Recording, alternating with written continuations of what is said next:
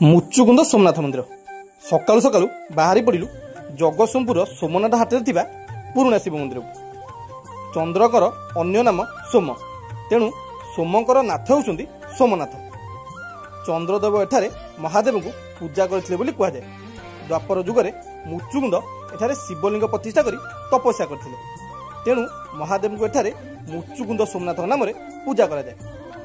लोककथा अछि मुचुकुंद गोसाई प्रभु को आनी स्थापना करथिले।